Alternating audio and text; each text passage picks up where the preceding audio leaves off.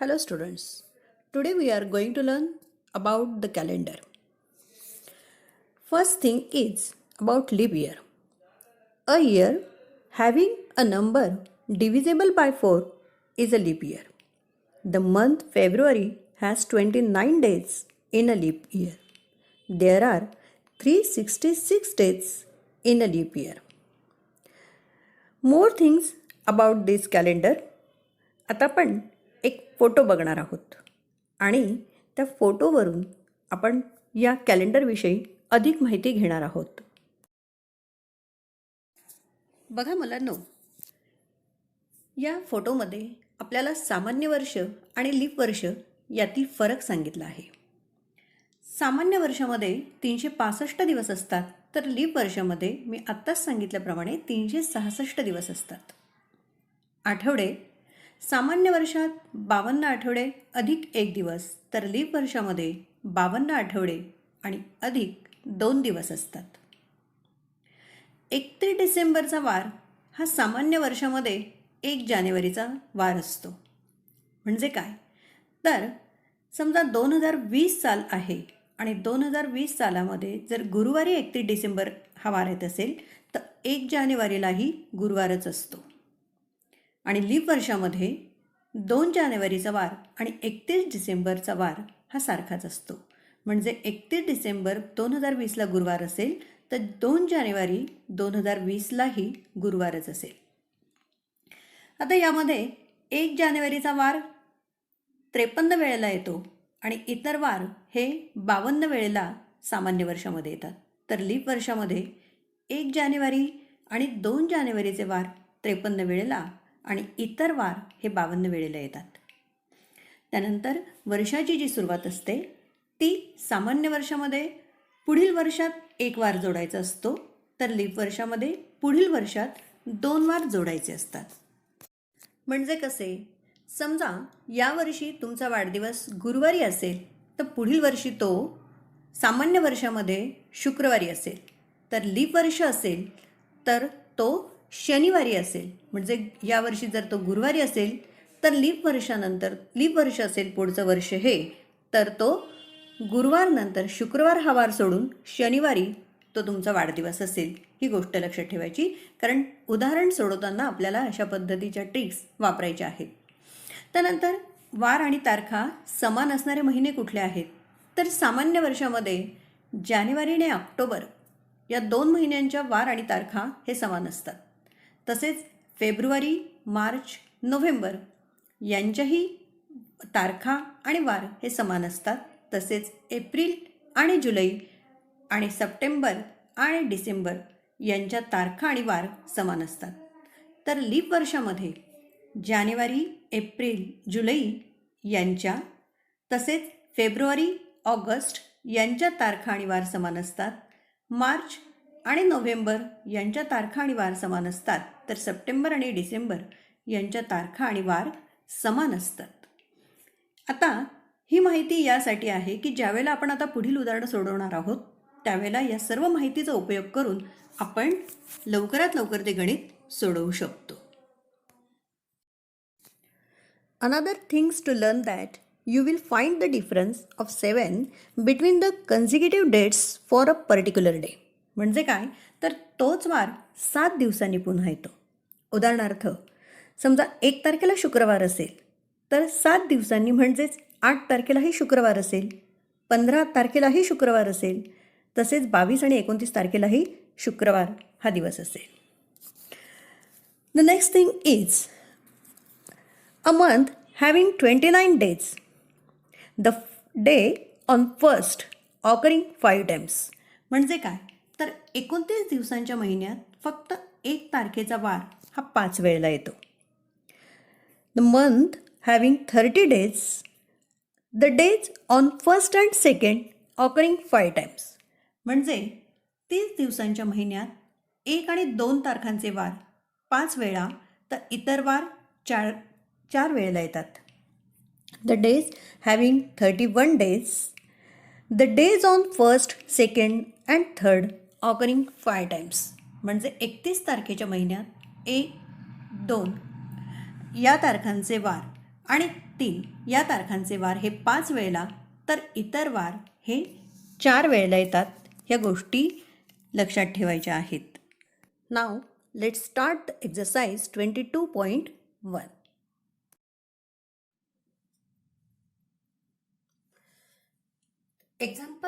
First example from exercise 22.1. Example is, it was Monday on 1st February 2016.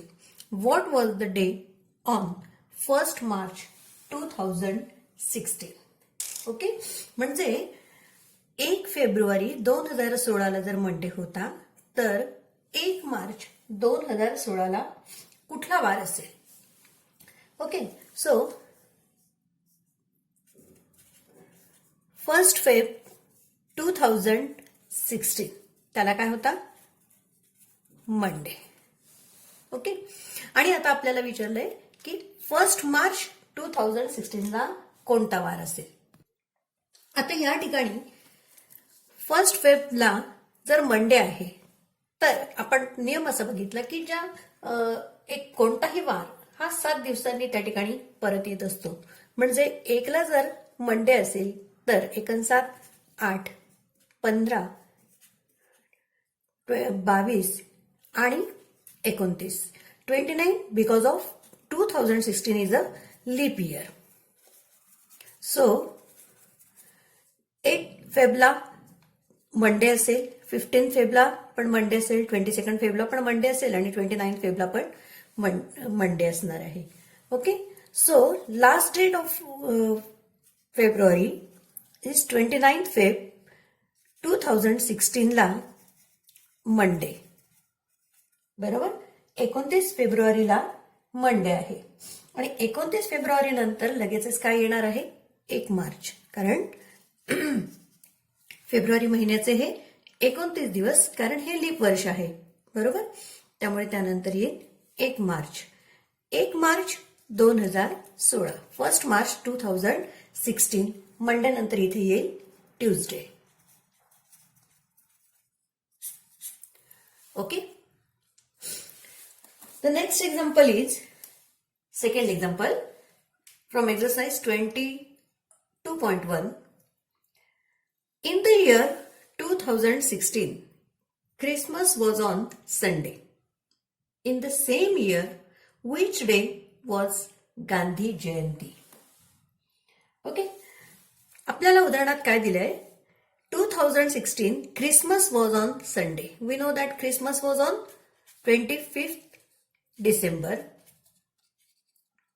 25th of December 2016.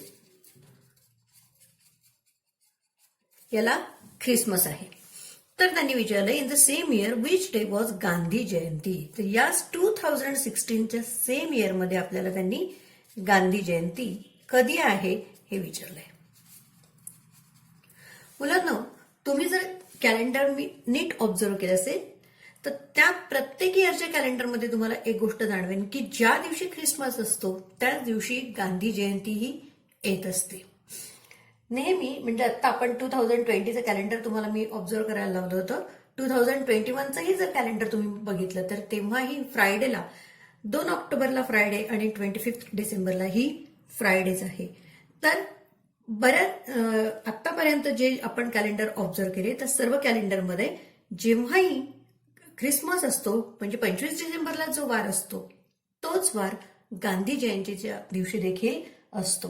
आणि ही गोष्ट ही कायम लक्षात ठेवा. अशा प्रकारचा प्रश्न विचारला गेला तर ख्रिसमस आणि गांधी जयंती हे एकाच दिवशी येतात ही गोष्ट लक्षात ठेवायची. सो 2 ऑक्टोबर 2016 याही दिवशी कुठला वार असेल? संडे. हे अशा प्रकारचं उदाहरण नेहमी लक्षात ठेवायचं आणि मोजत न बसता आपण झटपट त्याचं उत्तर काढू शकतो. Next example. Chaitali was born on Wednesday, 3rd August 2000. What will be the day on her 10th birthday? म्हणजे चैताली ही वेन्सडे 3rd ऑगस्ट 2000 ला बॉर्न झालेली आहे. तर तिच्या 10th वा जो 10वा वाढदिवस असेल त्या दिवशी कुठला दिवस असेल असं विचारलं आहे. ओके, सो इथे काय म्हटलंय, चैताली बॉर्न झाली कधी, या ठिकाणी ती 3 ऑगस्ट 2000 ती बॉर्न झालेली आहे. आणि त्या दिवशी कुठला डे होता, तर वेनेसडे होता. ओके, मग आता आपल्याला तिचा 10वा वाढदिवस काढायचा आहे. या ठिकाणी ज्यावेळेला ती 2001 होईल, 3 ऑगस्ट 2001, तेव्हा ती फर्स्ट इयरची होईल, 1 वर्षाची होईल. 2001 साली ती 1 वर्षाची होईल. आणि 2001 साली ती 1 वर्षाची होईल तेव्हा या वेन्सडे नंतर तो कधी असेल, थर्सडे. मुलांना तुम्हाला मी आत्ता पाठवलेल्या व्हिडिओमध्ये पण सांगितलं की ज्यावेळेला सामान्य वर्ष असतं त्यावेळेला त्या वर्षामध्ये वर्षाचं काउंट करताना आपला समजा वाढदिवस या वर्षी जर गुरुवारी असेल तर पुढच्या वर्षी तो शुक्रवारी असतो, हे सामान्य वर्षामध्ये.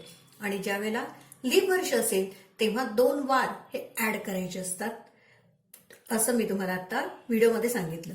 त्याच पद्धतीने हे उदाहरण आपण आता सोडवणार आहोत की जर ती 3 ऑगस्टला वेन्सडेला बॉर्न झाली आहे तर नेक्स्ट इयरला तिचा जो बर्थडे आहे तो कधी येईल, थर्सडे.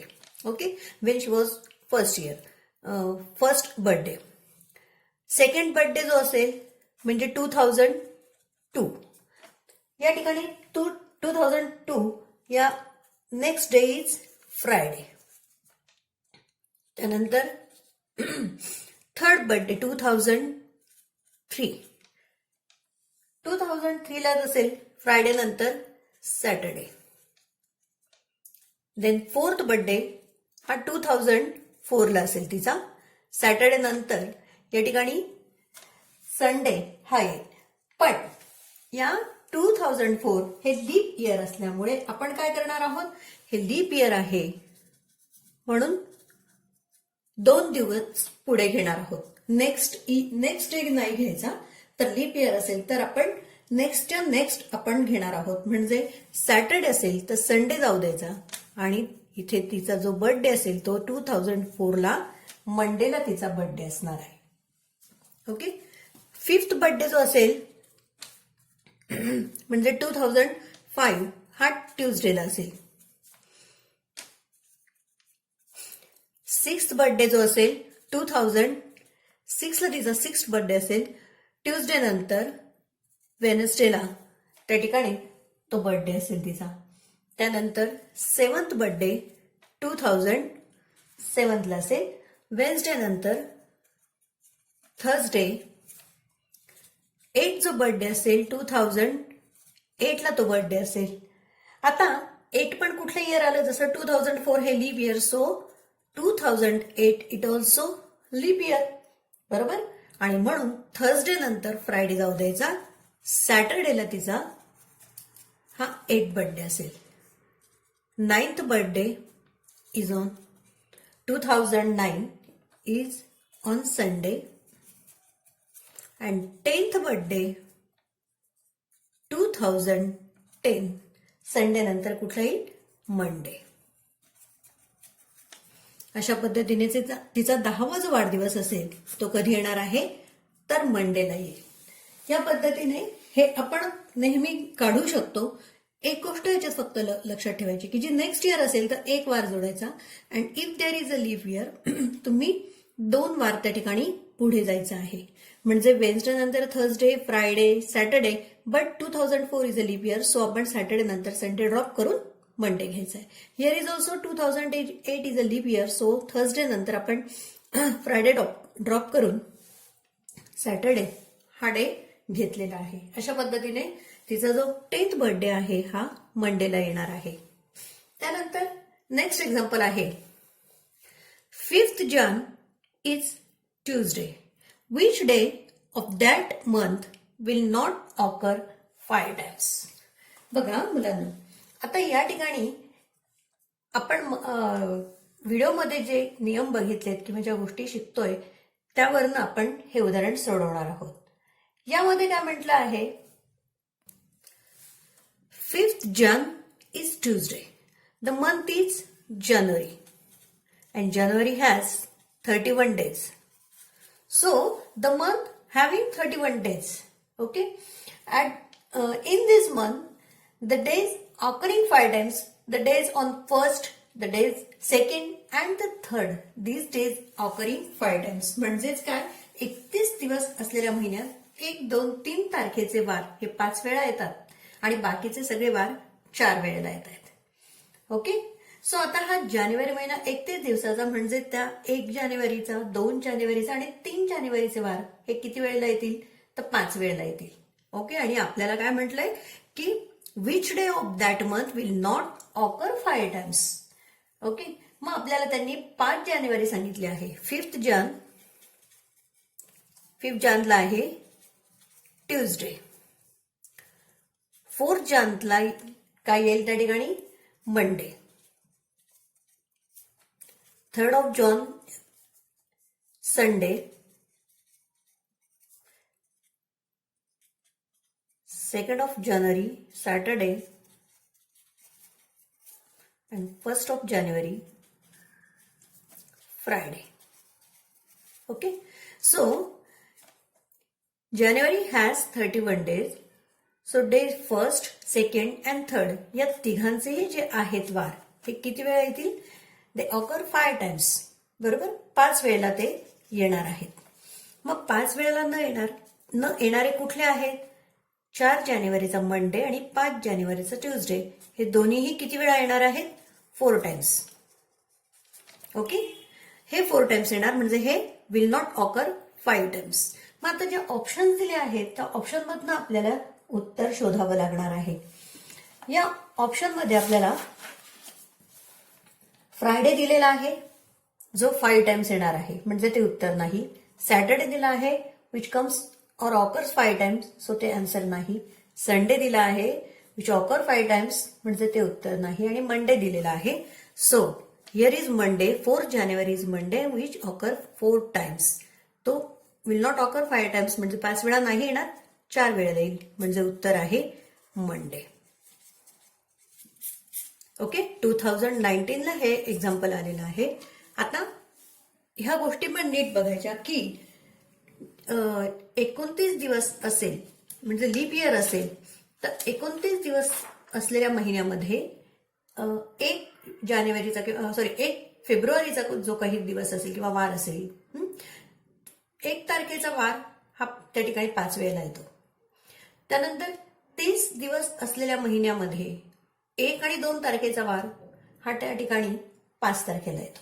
आणि 31 दिवस असलेल्या महिन्यामध्ये 1, 2, 3 तारखांचे वार हे 5 वेळेला आणि बाकीचे 4 वेळेला येतात. ओके, सो या पद्धतीने आपण हे उदाहरण सोडवलेलं आहे. Next example is exercise from 22.2. Third example, if there was a government holiday for second Saturday on 8 October 2016, then what was the date on 4th Saturday? सोपं उदाहरण आहे की त्यांनी असं म्हटलं की गव्हर्नमेंट हॉलिडे सेकंड सॅटर्डेला असतो, जो 8 ऑक्टोबर 2016ला गव्हर्नमेंट हॉलिडे आहे. Okay, then what was the date on 4th Saturday. तर चौथ्या सॅटर्डेची डेट किती असेल. आता तुम्हाला माहिती आहे की तोच वार हा किती दिवसांनी येतो,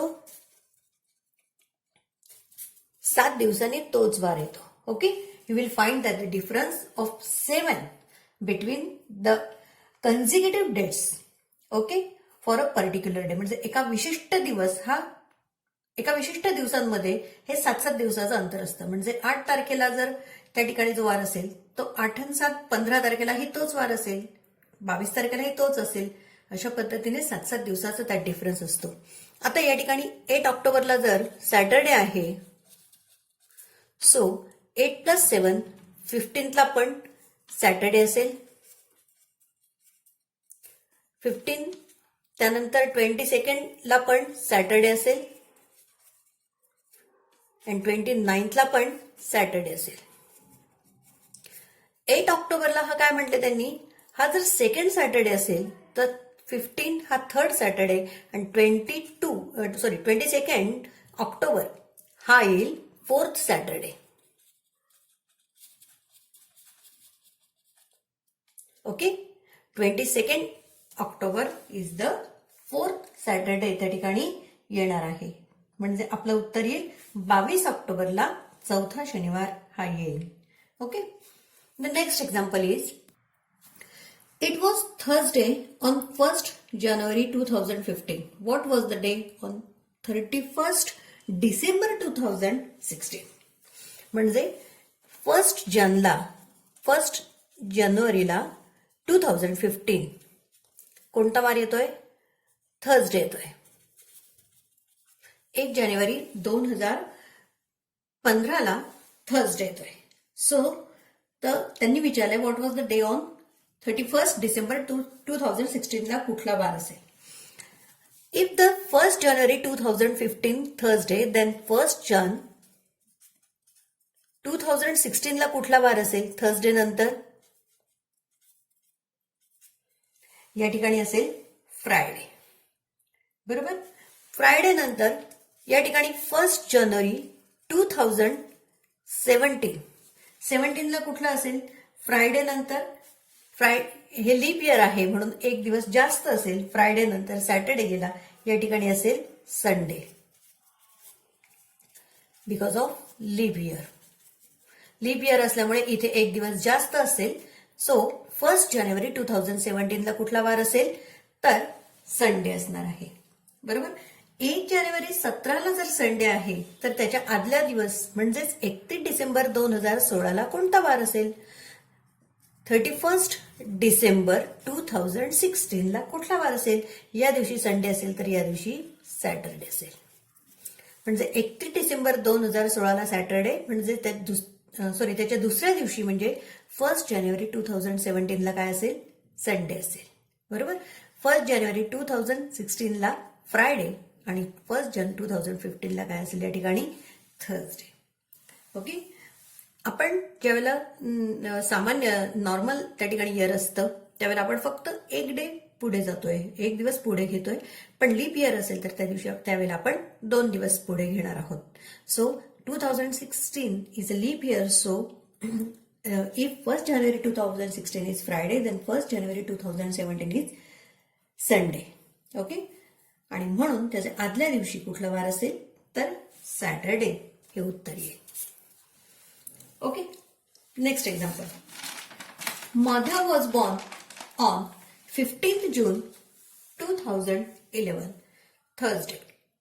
what will be the day on his 5th birthday? तर त्याच्या 5व्या वाढदिवशी कोणता वार असेल? आता हा माधव बॉर्न झालाय कधी? 15th June 2011 आणि त्यावेळेला होतं थर्सडे. ओके. आणि मग त्याचा 5वा वाढदिवस कधी असेल? Here is 1st, 2nd birthday, 3rd birthday, 4th birthday and 5th birthday. जून 2012ला त्याचा 1st बर्थडे असेल. बरोबर. मग 1st बर्थडे कधी येईल? आता जर 2011ला तो बॉर्न झालाय थर्सडेला तर त्याचा जो 1st बर्थडे असेल तर तो 1st बर्थडे कधी येईल? थर्सडे नंतर. 2012 is a leap year. So त्याचा 1st बर्थडे येईल थर्सडे नंतर. फ्रायडे सोडून द्यायचा Saturday because of a leap year. Okay.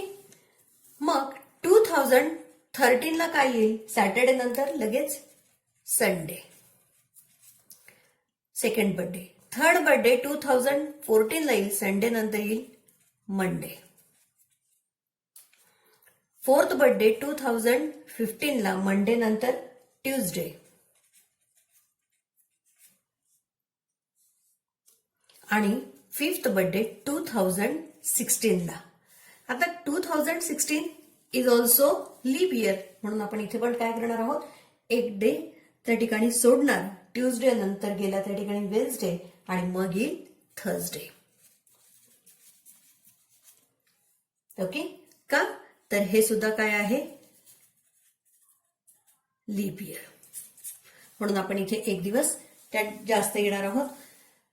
2012 leap year असल्यामुळे सॅटरडे 2013ला सेकंड बर्थडे संडे असेल, third birthday is on 2014 Monday, fourth birthday is on 2015 okay Tuesday, and the fifth birthday हा 2016ला येईल. 16 लीप इयर असल्यामुळे आपण ट्यूजडे नंतर त्या ठिकाणी एक दिवस आणखी जास्त घेतो आहोत. ट्यूजडे नंतर वेन्सडे सोडायचा आणि या ठिकाणी थर्सडे हा त्याचा 5वा वाढदिवस येईल. सो द डे इज, आपल्याला डे विचारला आहे, day is Thursday. Okay, next example. The example is 7th example from 22.2. If Christmas falls on Sunday of the year 2016, then on which day will Maharashtra Day falls in the year 2017? प्रश्न असा आहे की जर 25 December 2016ला Sunday आहे, okay, then on which day will Maharashtra day, Maharashtra day म्हणजेच महाराष्ट्र दिन जो आपण 1 मेला साजरा करतो, तर 1 मे या दिवशी 2017 या दिवशी कोणता वार असेल? बघा, या ठिकाणी म्हटलंय ख्रिसमस म्हणजेच 25th ऑफ डिसेंबर 2016 त्या दिवशी आहे संडे. ओके, 25 डिसेंबर 2016ला आहे संडे. आता हे एक्झाम्पल ज्यावेळेला आपण सोडवतो त्यावेळेला बऱ्याच सगळ्या ज्या शक्यता होत्या त्या सगळ्या शक्यता बघितल्या की सारखे वार महिने असणारे महिने आहेत का, कारण because there is a too much difference between the Maharashtra day and the Christmas. Maharashtra day is on first of May and Christmas is on 25th of December. So there is a lot of distance between this 2 days. So आपण सगळ्या शक्यता बघितल्या की सारखे महिने आणि वार असणारे दिवस जे आहेत ते येत आहेत का जवळ, परंतु या उदाहरणामध्ये मात्र अशी कुठलीही शक्यता नाही की जसं आपण मागच्या उदाहरणामध्ये बघितलं की गांधी जयंती आणि त्या ठिकाणी ख्रिसमस हे एका दिवशी येतात, हे आपण मागे बघितलं, पण इथे तीही शक्यता नाही. त्यानंतर सप्टेंबर हा महिना आपण या ठिकाणी डिसेंबरच्या जवळ किंवा सारखे महिने किंवा वार असणारा आहे लीप इयरमध्ये, परंतु इथे सप्टेंबर नाही तर मे महिना आपल्याला बघायचा आहे. त्यामुळे डिसेंबरला सारखे असणारे महिने आणि वार पण या ठिकाणी आपल्याला काढता येणार नाहीत. त्यामुळे पूर्णपणे आपल्याला हे उदाहरण सोडवावं लागणार आहे. आता आपण बघितलं की 25th डिसेंबर 2016ला जर संडे आहे, सो 31st डिसेंबरला काय असेल? 31st डिसेंबर 2016. आता 25 आणि 7 त्या ठिकाणी 32 होतात, तेव्हा संडे असेल, त्यामुळे त्याच्या आधीचा दिवस 32 नाही म्हणजे 31 असणार आहे, कारण 31 दिवसाचा तो महिना आहे डिसेंबर. सो 31st डिसेंबरला काय असेल तर सॅटर्डे असेल. 31st डिसेंबरला सॅटर्डे असेल तर 1st जान 2017 म्हणजे त्याच्या पुढच्या दिवशी संडे असणार आहे. 1 जानेवारी 2017ला संडे असणार आहे. आता आपल्याला 2017 हे इयर आपलं स्टार्ट झालंय, जे आपल्याला विचारलंय की 1 मे हा महाराष्ट्र दिवस आहे, 1 मे 2017ला कुठला दिवस असेल. सो आपण डिसेंबरवरनं 1 जानेवारीची तारीख काढून घेतली. 1st जानेवारी 2017ला कुठला वार असेल तर संडे असणार आहे. आता ज्या वेळेला 31 दिवसाचा महिना असतो त्यावेळेला आपण बघितलं की 31 दिवसाच्या महिन्यामध्ये 3 वार, फर्स्ट, सेकंड, थर्ड हे त्या ठिकाणी 5 वेळेला येत असतात. याही मध्ये त्या वारांमध्ये पर्टिक्युलर वारमध्ये 7 दिवसांचा जो डिफरन्स आहे तो इथे आपण बघूया की 1 तारखेला जर संडे आहे तर 1 आणि 7 8 आणि 7 15, 22 आणि 7 29 या सर्व तारखांना 2017च्या या सगळ्या तारखांना काय असेल तर संडे असणार आहे. 8 जान, 15 जान, 22 जान आणि 29 जान या सगळ्या तारखांना काय असेल संडे असणार आहे. देन 30 जानेवारी संडे नंतर या ठिकाणी दुसरा दिवस मंडे 31 जन या ठिकाणी ट्यूजडे असेल, म्हणजे 31 जानेवारीला असेल ट्यूजडे. 31 जानेवारीला ट्यूजडे म्हणजे 1 फेब्रुवारी 2017 पुढच्या दुसऱ्या दिवशी असेल वेनसडे. ओके, 1 फेब्रुवारीला वेनसडे म्हणून 1 7 8, 8 7 15, 15 7 22, 22 फेब पर्यंत काय असेल, हा वेन्सडे असेल. आता या ठिकाणी आपण 29 घेणार नाहीत, because 2017 is not a leap year, so it has only 28 days. बरोबर. मग 22 फेब्रुवारीला जर वेन्सडे असेल तर आपल्याला त्याच्यावरून आपण 28 फेब्रुवारीला कोणता वार असेल हे काढू शकतो.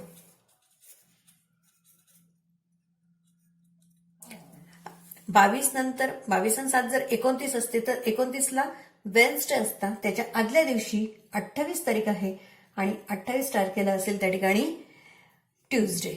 बरोबर. त्याच्या आदल्या दिवशीचा वार आहे ट्यूजडे. सो नेक्स्ट आहे 1 मार्च 2017. या दिवशी येईल वेन्सडे, त्याच्या दुसऱ्या दिवशी येईल वेन्सडे. 1 मार्चला वेन्सडे असेल. बरोबर. 1 मार्चला वेन्सडे म्हणजेच 8, 15, 22 अँड 29 मार्च 2017ला काय असेल, वेन्सडे. म्हणजे 1 मार्चला वेन्सडे, सो 8, 15, 22, 29 या सर्व तारखांना काय असेल, वेन्सडे असेल. आता यामध्ये एक गोष्ट तुमच्या लक्षात आली का मुलांनो, की ही जी जानेवारी महिना आहे, इथे या महिन्यात आणि या महिन्यामध्ये ह्या तारखा सारख्याच आलेल्या आपल्याला दिसत आहेत. बरोबर. आपण या ठिकाणी प्रत्येक 2 वारांमध्ये जे 7 दिवसाचं अंतर असतं, त्या 7 दिवसाच्या अंतराच्या पद्धतीने आपण या ठिकाणी तारखा काढून घेतल्या आहे आणि ते वार त्या ठिकाणी आलेले आपल्याला दिसतात. 1 तारखेला जो वार असेल तोच आपण 29 मार्च पर्यंत काढलेला या ठिकाणी दिसतोय. ओके. त्यानंतर 29 मार्चला जर वेन्सडे आहे, सो 13 मार्च 13 मार्चला असेल Thursday and 31 March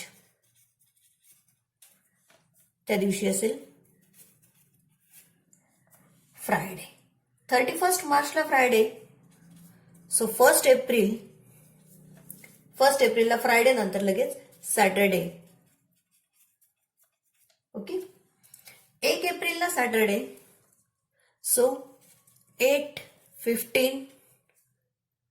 15 and 29 April पर्यंत काय असेल, 29 एप्रिल 2017 पर्यंत काय असेल, सॅटरडे. 29 एप्रिल पर्यंत सॅटरडे. 30 एप्रिलला असेल 2017 संडे. 30 एप्रिल महिना हा 30 दिवसांचा, सो 30 एप्रिल पर्यंत असेल संडे आणि त्यानंतर 1 मे 2017 या दिवशी असेल मंडे. आले लक्षात. आता यामध्ये आपल्याला काय केलं आपण, की 7-7 दिवसांचा वार जो काही नियम आहे आपला, त्या पद्धतीने आपण 25 डिसेंबरवरनं आपण 1 जानेवारी 2017 काढला, 17 इयर सुरू केलं आणि मग जानेवारी महिन्यामध्ये 7-7 दिवसाच्या अंतराने आपण ते वार काढले, की 1ला जर संडे तर 29 पर्यंत संडे, 30, 31 1चे डेज केले. 1 फेबला वेन्सडे, तर 22 फेब पर्यंत वेन्सडे आणि नंतर आपण 28 फेबची डे काढला. त्यानंतर 1 मार्चला वेन्सडे असेल तर आपण 29 मार्च पर्यंत वेन्सडे काढला. 30 आणि 31 मार्च पर्यंत डे काढून घेतले. 1 एप्रिलचा डे काढल्यानंतर आपण 29 एप्रिल पर्यंत सॅटरडे काढला आहे. सो 30 एप्रिलला आपण संडे आणि त्याच्या दुसऱ्या दिवशी 1 मे 2017 ला येईल मंडे. ओके. सो आपला प्रश्न असा होता की which day will Maharashtra day falls in the year 2017. So Monday will Maharashtra Day falls in the year 2017. Okay, Maharashtra Day will fall on Monday. So, आपलं उत्तर येईल Monday, Maharashtra Day. Okay, Monday will fall on Maharashtra Day. ठीक आहे. अशा पद्धतीने आपण 22.1 आणि 22.2 मधली एक्झाम्पल सॉल्व्ह केलेले आहेत. उरलेली जी काही एक्झाम्पल्स आहेत ती तुम्ही आता वहीमध्ये सोडवणार आहात.